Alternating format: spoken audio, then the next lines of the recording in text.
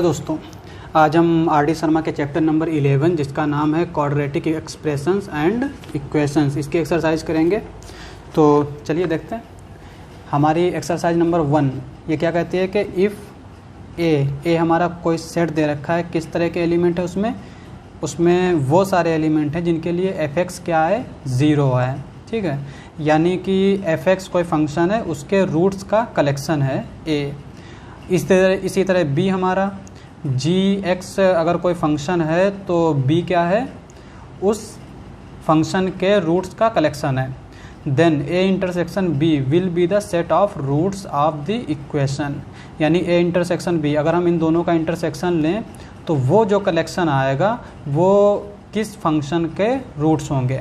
ठीक है, तो सबसे पहले हम एक चीज़ देख लेते हैं कि अगर A square plus B square is equals to 0 है, then if and only if A is equals to 0 and B is equals to 0।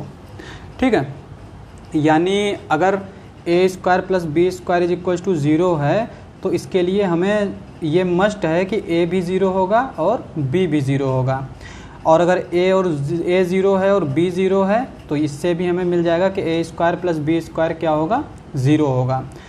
तो सबसे पहले हम क्या करते हैं कि सेट दे रखे हैं दो, ए किस तरह का है, x such that f of x is equals to 0।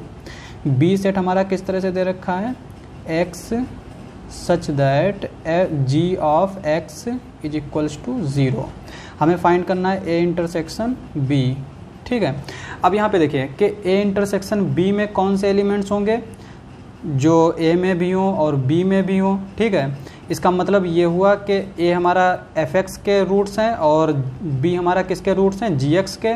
तो यानी ए इंटरसेक्शन बी में वो सारे एलिमेंट्स आएंगे जिनके लिए एफ एक्स भी 0 हो और जी एक्स भी 0 हो। ठीक है, और ये कब पॉसिबल हो सकता है, जब एफ ऑफ एक्स का whole square plus G of X का whole square is equals to 0 होगा। ठीक है, अगर ये होगा तो जहाँ हमने ये बताया था कि इसके ज़रिए जो है आप देख सकते हैं कि ये भी हमारा 0 होगा।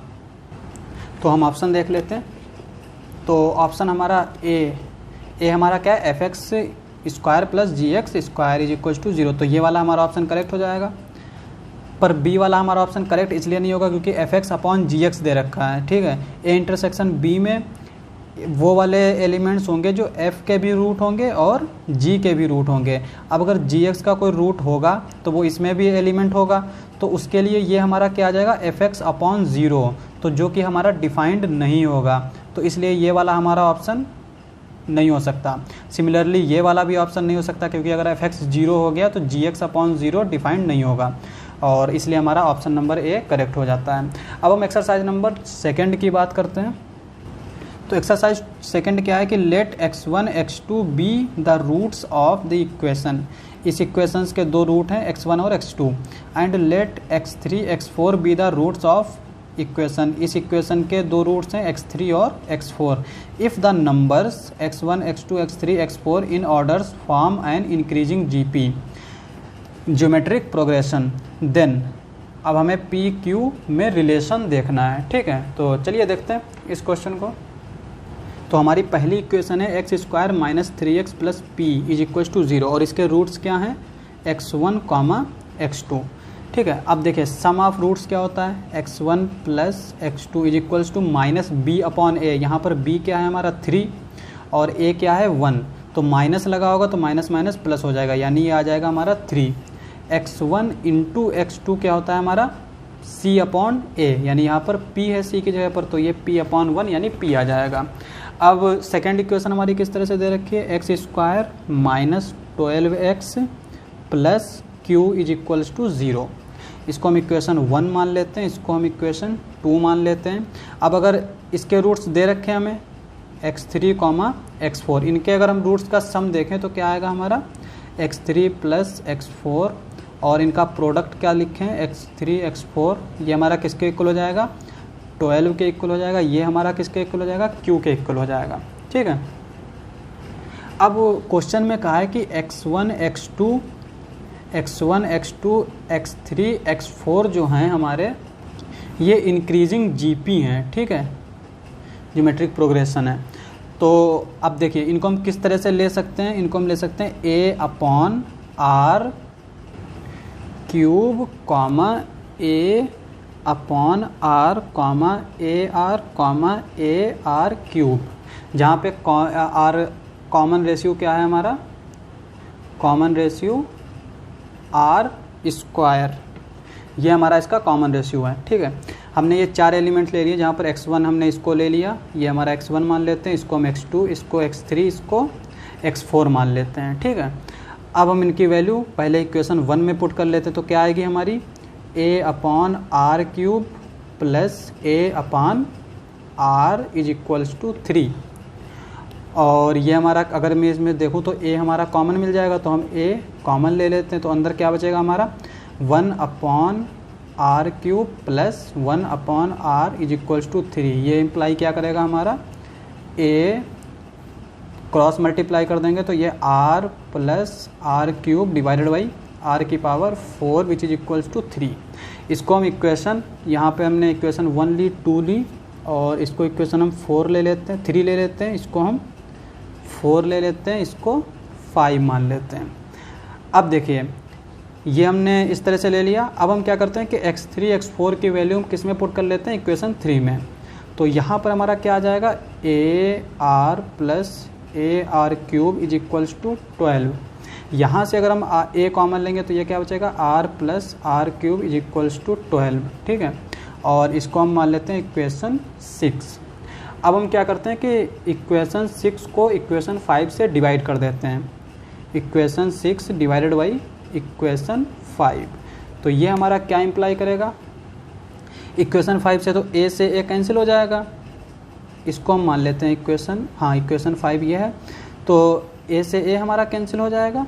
और यहाँ पे देखें ये क्या बचेगा हमारा, लिख लेते हैं हम सीधे, r plus r cube divided by, यहाँ पे a भी लिख लेते हैं, बाद में हम कैंसिल कर देंगे, r plus r cube divided by r की पावर 4, यहाँ पर a, और इधर 12 से 3 से 12 डिवाइड कर देंगे तो ये क्या बचेगा 4।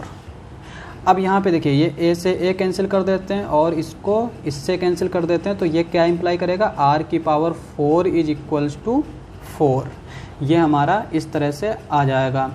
अब हम देखते हैं इक्वेशन नंबर 2। अब हम x1 x2 की वैल्यू इक्वेशन नंबर 2 में पुट करते हैं, तो क्या आएगा हमारा a upon r cube into a upon r is equals to, क्या आएगा हमारा x1 into x2 is equals to p दे रखा है, तो इसको हम लिख देंगे p। ये क्या इम्प्लाई करेगा हमारा, a is equals to r की पावर 4 होगा, और 4 हम इधर मल्टीप्लाई कर देंगे तो 4p हो जाएगा, 4p। r is equal r की पावर 4 इज इक्वल्स टू 4, यहाँ से हमने पुट कर दिया। अब हम बात करते हैं इक्वेशन नंबर 4 की। इक्वेशन नंबर 4 में अगर हम x3 और x4 की वैल्यू पुट करते हैं तो ये हमारा क्या आएगा, a r into a r cube is equals to, देखिए सबसे पहली बात यहाँ पे a, यहाँ पर भी a है, यहाँ पर भी है, तो ये हमारा a स्क्वायर हो जाएगा। इसी तरह से यहाँ पे भी हमारा a स्क्वायर हो जाएगा। ये हमारा किसके इक्वल है, q के इक्वल। ये क्या इम्प्लाई करेगा, a स्क्वायर इंटू आर की पावर 4, आर की पावर 4 हमारा क्या है 4, तो a square into 4 is equals to q। ये क्या इम्प्लाई करेगा, a स्क्वायर की हम यहाँ से वैल्यू यहाँ पर पुट कर देते हैं, तो ये हमारा क्या आ जाएगा, q is equals to 16p। ये हमारी एक q और p के बीच में रिलेशन आ गया, ठीक है। अब हम ऑप्शंस देख लेते हैं, ऑप्शंस देखते हैं। तो सबसे पहले आप देखिए यहाँ पे ऑप्शंस किस तरह है। पहला ऑप्शन क्या कहता है कि p अगर 2 है तो q क्या होगा 16। तो अब देखते हैं, p अगर मैं q पुट कर रहा हूँ, p अगर मैं 2 पुट कर रहा हूँ, तो यहाँ पर क्या आ जाएगा 16 इंटू 2 32, और जबकि ऑप्शन में क्या दे रखा है q हमारा 16, तो ये वाला हमारा ऑप्शन इनकरेक्ट हो जाएगा। अब यहाँ देखिए p is equals to 2 put करेंगे तो q हमें क्या मिल जाएगा 32। तो यहाँ पे अगर मैं p is equals to 2 put करता हूँ तो 16 इंटू 2 क्या हो जाएगा 32, तो q इज इक्वल्स टू 32 आ जाएगा। तो ये वाला हमारा ऑप्शन करेक्ट हो जाएगा।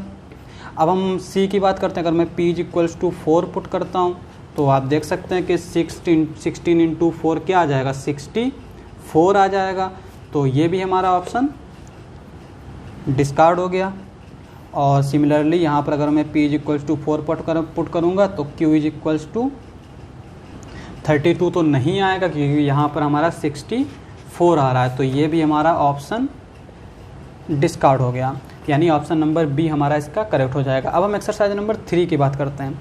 एक्सरसाइज नंबर 3 क्या है कि the roots of the equation, ये हमारी एक इक्वेशन दे रखी है, mod of x square minus x minus 6 is equals to x plus 2 r. इसके रूट्स ऑप्शन दे रखे हैं चारों।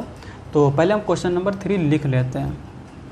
देखिए ये हमने इक्वेशन नंबर एग्जाम्पल जो है एक्सरसाइज नंबर 3 हमने लिख ली। इसको सॉल्व करने से पहले हम एक चीज़ देख लेते हैं कि मॉड ऑफ एक्स क्या होता है। मॉड ऑफ एक्स हमारा होता है कि एक्स और माइनस एक्स, जब एक्स हमारा ग्रेटर देन इक्वल टू 0 होगा, x is less than equal to 0 होगा। यानी अगर एक्स निगेटिव है तो हम मॉड एक्स की जगह पर क्या रखेंगे, माइनस का एक्स, और अगर एक्स पॉजिटिव है तो हम मॉड एक्स की जगह पर एक्स पुट कर सकते हैं। तो सबसे पहले हम क्या करते हैं, हम मान लेते हैं कि ये जो हमारा है ये पॉजिटिव है।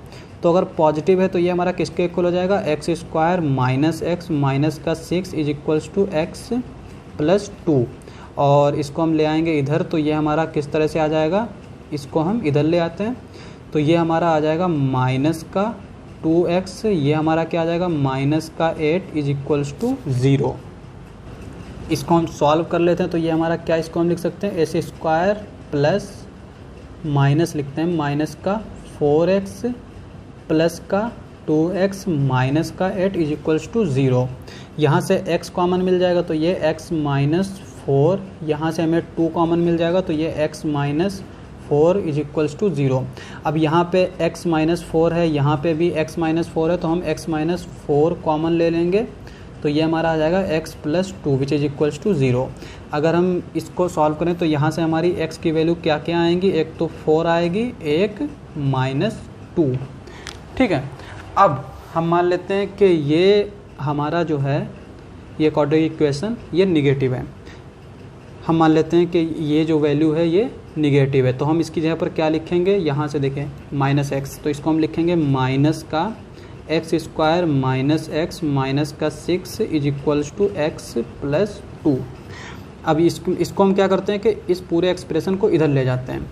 ठीक है, तो ये हमारा क्या आ जाएगा, 0 is equals to x square minus का एक्स माइनस का 6 प्लस का एक्स प्लस 2। इसको हम किस तरह से लिख सकते हैं, यहाँ पर x से x कैंसिल हो जाएगा तो ये हमारा आ जाएगा एक्स स्क्वायर, ये माइनस का 6 है, ये प्लस का 2 है, तो यहाँ पे माइनस का 4 विच इज इक्वल्स टू 0। ये हमारा किसके इक्वल हो जाएगा, x is equals two plus minus 2।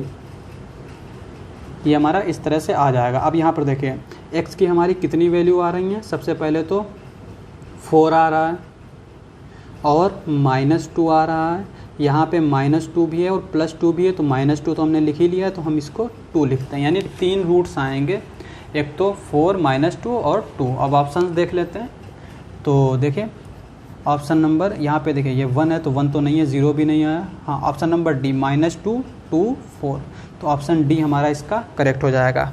अब हम एक्सरसाइज नंबर 4 की बात करते हैं। एक्सरसाइज नंबर 4 क्या कहता है कि if the equation X cube minus 3x plus A is equals to 0 has distinct roots between 0 and A, then the value of A. देखिए सबसे पहले हम यहाँ पर अगर ऑप्शंस देखें तो यहाँ पर ऑप्शन क्या है, 2 है, हाफ है, 3 है, यानी यूनिक ऑप्शंस दे रखा है। ए की वैल्यू जो है वो यूनिक दे रखी है, 2 दे रखी है, हाफ दे रखी है, 3 दे रखी है। तो हमें करना क्या है कि अगर ए की वैल्यू हम 1 से ज़्यादा दिखा दें या हमारी जो है इनमें से कोई आ जाए, अगर इनमें से कोई आ भी जाती है, ठीक है, उसके अल्टरनेट एक और अगर ए की वैल्यू आ जाती है तो हमारे सारे ऑप्शंस डिस्कार्ड हो जाएंगे, यानी ऑप्शन नंबर डी हमारा उस वक्त करेक्ट हो जाएगा। तो सबसे पहले हम देखिए क्या करते हैं, चूँकि क्वेश्चन में हमारे क्या कह रहा है कि x cube minus 3x plus A is equals to 0, ये हमारा इसके जो रूट्स हैं, पहली बात वो डिस्टिंक्ट होंगे और दूसरा क्या है कि वो 0 और 1 के बीच में होंगे, यानी इस इंटरवल में होंगे कहीं पे। ठीक है, तो सबसे पहले हम क्या करते हैं कि इसमें एक हम x की वैल्यू रख लेते हैं हाफ भी इस इंटरवल में है, और x की वैल्यू हम रख लेते हैं 1/4। अब ये देखिए ये दोनों डिस्टिंक्ट हैं, ठीक है। अब हम इनको यहाँ पर पुट कर लेते हैं। तो पहले हम x = हाफ पुट करेंगे, तो ये क्या आ जाएगा हमारा 1/8 आ जाएगा, माइनस का 3/2 आ जाएगा, प्लस का a = 0। और इसको अगर हम सॉल्व करें तो यहाँ पर ये हमारा क्या आ जाएगा 1/8 माइनस का ये हमारा 12/8 प्लस का a = 0। अगर हम यहाँ पर से a की वैल्यू निकालें तो ये हमारी क्या आ जाएगी 11/8, ये हमारा a आ जाएगा, ठीक है। अब सब दूसरे क्या है कि अगर मैं x = 1/4 पुट कर रहा हूँ, अगर आप देखें तो यहाँ पर a की वैल्यू 11/8 आई है, तो वहाँ पे जो ऑप्शंस है ना वहाँ पे 11/8 कहीं पर नहीं है, तो यहाँ पर से भी हमारा एक डिस्कार्ड हो गया। पर मैं यहाँ पर दिखाना ये चाह रहा हूँ कि a हमारी यूनिक वैल्यू नहीं रखता है। x = अगर मैं 1/4 पुट करूँगा तो a की वैल्यू डिफरेंट आएगी, ठीक है, जो कि हमारी 11/8 नहीं आएगी। तो पुट करके देख लेते हैं। अगर मैं 1/4 पुट करूँगा तो ये हमारा क्या आ जाएगा 1/64 माइनस ये हमारा 3/4 प्लस a = 0। इसको अगर हम थोड़ा सा सिंप्लीफाई करें तो इसको हम क्या लिख सकते हैं, a = यहाँ पे हम क्या करते हैं ऊपर नीचे 16 से मल्टीप्लाई कर देते हैं, तो ये हमारा 3 × 16 / 64 माइनस का 1/64, तो ये हमारा क्या आ जाएगा 47/64, ठीक है। यानी x की वैल्यू हाफ के लिए ये आ रहा है, x की वैल्यू 1/4 के लिए ये आ रहा है। इस तरह से अगर मैं 0 और 1 के बीच में अगर कोई भी डिस्टिंक्ट वैल्यू ले रहा हूँ तो उसके लिए हमें a भी डिस्टिंक्ट मिल रहा है। तो आप अगर इसमें आंसर्स देखें जो इसके ऑप्शंस दे रखे हैं तो उसमें आप देखिए ऑप्शन a भी करेक्ट नहीं होगा, b भी करेक्ट नहीं होगा, c भी करेक्ट नहीं होगा, तो हम ऑप्शन d पर टिक कर देंगे, नन ऑफ दीज। अब हम एक्सरसाइज नंबर 5 की बात करते हैं। एक्सरसाइज नंबर 5 क्या कहती है कि fx = ax² plus bx plus c, और gx हमारा किस तरह से दे रखा है माइनस का ax² plus bx plus c, where ac does not equals to 0, then fx into gx = 0 has. तो यहाँ पे 4 ऑप्शंस दे रखे हैं, ठीक है। तो चलिए सॉल्व करते हैं। तो ये हमने क्वेश्चन नंबर 5 उतार लिया है, ठीक है। तो हम जानते हैं कि अगर दो पॉलिनोमियल्स उनको प्रोडक्ट फॉर्म में अगर लिखा जा सकता है, या कोई दो फंक्शन है तो अगर उनको दोनों फंक्शन को प्रोडक्ट फॉर्म में लिखा जा सकता है तो इस फंक्शन के रूट्स क्या होंगे, जो इस फंक्शन के रूट्स होंगे और जो इस फंक्शन के रूट्स होंगे।